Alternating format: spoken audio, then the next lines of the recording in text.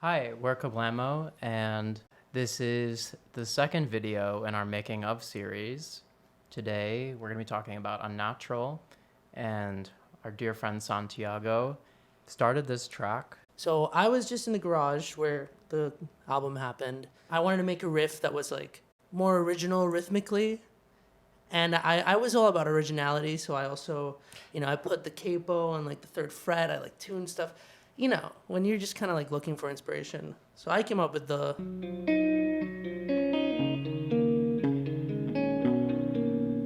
riff. That's the foundation of the song. But before I got there, it was like, slower and more emotional. And then immediately after, I opened Logic. I said, we're committing. We're doing this. The backbone of the song just kind of came to life. So yeah, should we listen to it? Mm-hmm.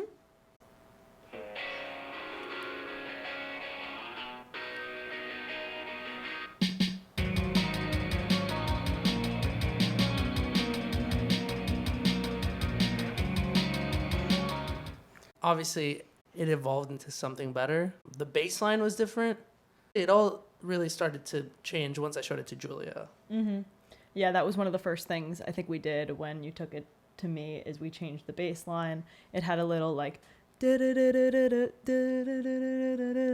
super catchy, super fun, but I was like, this is dark and emotional and we need to switch it up to that. It's very similar, except there's not a lot of movement. It's more just like holding it down. I was really inspired by like 90s, like kind of alt rock, like grungy, like Duster, Nirvana. Yeah, ideally the vocals were gonna be awesome, and they are. I have awesome vocals. But I wanted those verses to really just be like the rhythm section, like bass and drums holding it down. Mm-hmm. Yeah. So when Santi brought it to me, I was obsessed with it. I insisted that it needed to go on this album that we were kind of riffing about towards the end of 2020. It is one of the earlier drum takes that we still kept. I emulated the drum machine that Santi came up with for the most part, but in the second part of the chorus, I wanted to throw in just crashes on the quarter notes, Rock and roll. Just real rock and roll. I feel like it brought a lot of energy, and I love the crash cymbal. You have a nice crash cymbal too, so. I love my crash cymbal. It was called Eviction at the time. Big Brother reference, yeah. I only put that together like a couple days ago, I think. Santi has a thing where he just names the song like whatever buzzwords happen to be on his mind in the moment, and yeah. I put him on to Big Brother, so we were. I think it was a double eviction or something. Yes. And I was like, it's double eviction, so that's what I'm naming the song. I mean, Unnatural. It's great. A good demo name. Yeah, great for a demo. But yeah, so from August to like January when we were formal, I had very mixed feelings about this song, especially because between there is when I got dumped. So I guess I had weird feelings about the song. It's weird when it's your own kind of beat that you're working on, and there's like ego in play and whatever. Tough to be objective.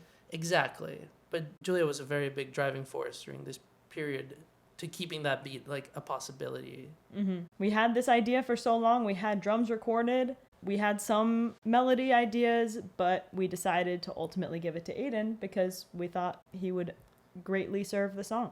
When did we get together? It was like the end of January. The end of January. I drove up to New Paltz and we all came together, the three of us, for like a weekend or so. I was not in New Paltz like for the majority of the writing, but when I would try and either be up there in person or contribute in a more remote way. I felt like there was a lot of like urgency to like us working together because it seemed like our time together was gonna be limited for a while. So we were in the garage, me and Julia, we just like sat down, went section by section, and just like mm-hmm. You want to finish it off on the oh yeah. Cool.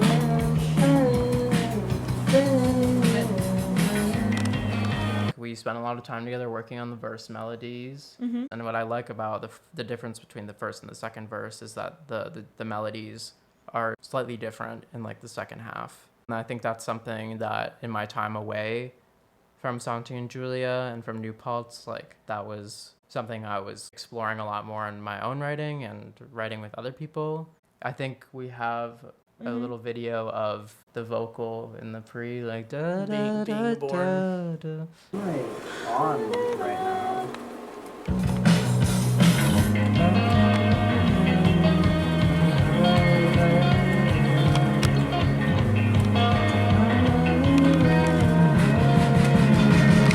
I remember when Aiden came, we were all like, "This is precious. We have to get as much done." Yeah. And I just kind of took the back seat a little bit with the melody, which was a good exercise in kind of like bringing a project to a band and letting it change and become what it needs to become rather than holding on to something like egotistically. One of my favorite things about the melodies Aiden wrote was that they were so different like throughout. Like it's like a whole journey. Yeah. And in a way that I'm always looking forward to something. I think I was really lucky to be working with Santi and Julia because just instrumentally there was just already a really solid idea. Yeah, and I can't really remember if we did the lyrics on the same day or the next day, but definitely on that trip. I feel like most of them were written. I spent a whole day trying to write the lyrics for the whole song. I think I wanted to call it House of Unnatural. Yeah. So that's what we called it for a while, and then I think it just felt nicer to boil it down to Unnatural. Lyrics and singing have always felt like the most freeing and natural way for me to like express my internal things. The song is just about, I don't know, maybe I place me in the song, but or any character, but just like someone who is going through like internal strife and struggle and like feeling anxieties, and like how long do you let your internal conflict and your anxieties dictate how you live?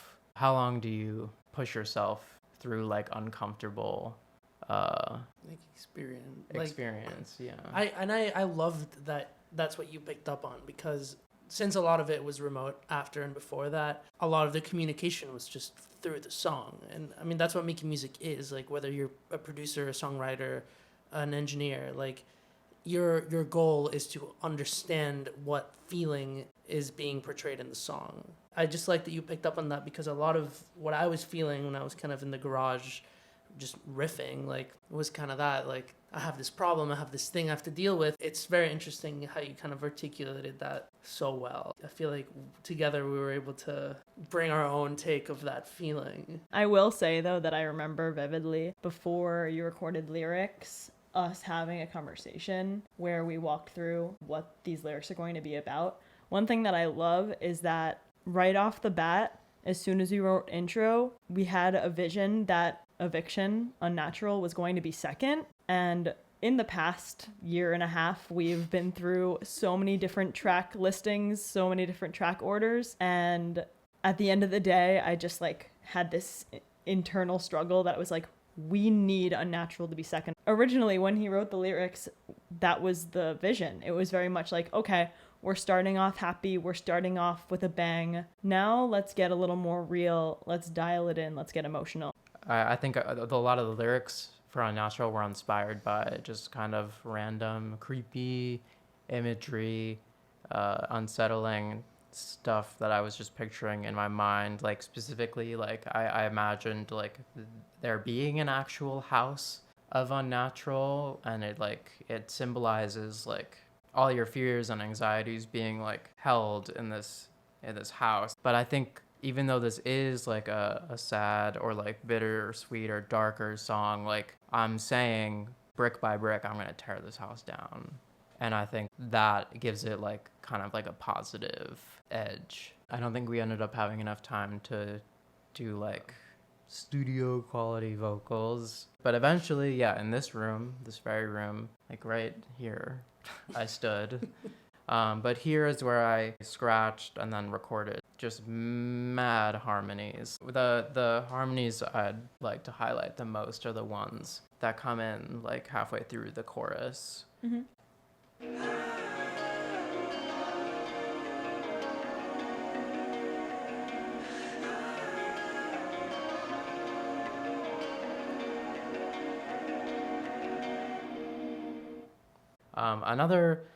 element I contributed to this song remotely is this synth pad, which I programmed on a Prophet 6 that I borrowed from my friend Julian.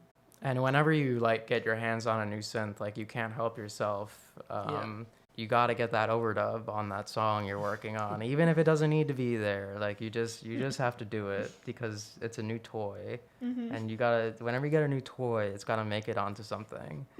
This pad, it pulls up in the choruses. It shows up in the second half of the intro and then the second half of the choruses. So we can listen to that, right? It deserves a highlight. Let's do it. Yeah, for sure.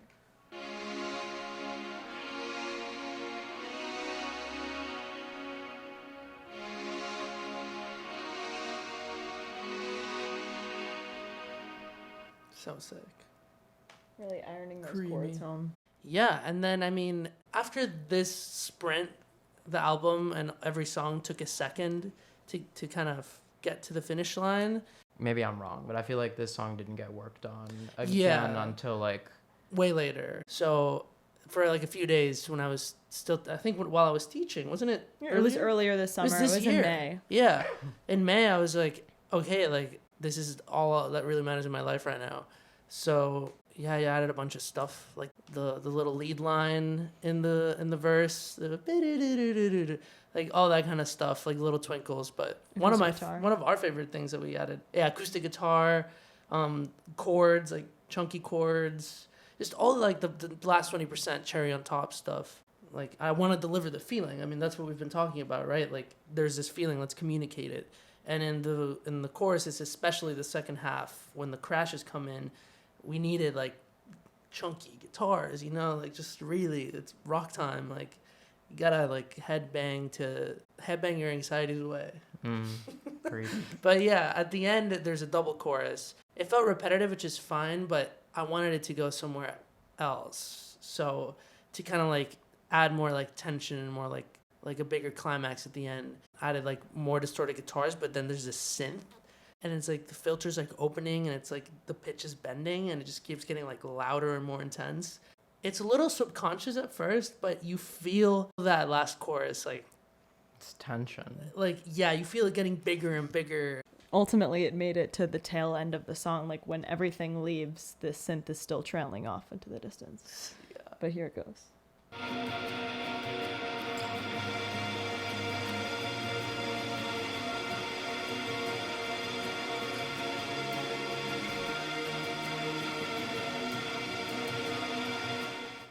And then it keeps going. Yeah. For eternity. But yeah, that to me, that was kind of like the period at the end of the sentence. Because the original vision was that, like, how do we make that last chorus, like, really pop? And yeah, I mean, it's a straightforward song, like 3 sections. It's like a pop rock song. Yeah, eventually we realized how, like, pop leaning it really is at the end of the day. Catchy melody, very simple arrangement, an instrumental hook, vocal hooks.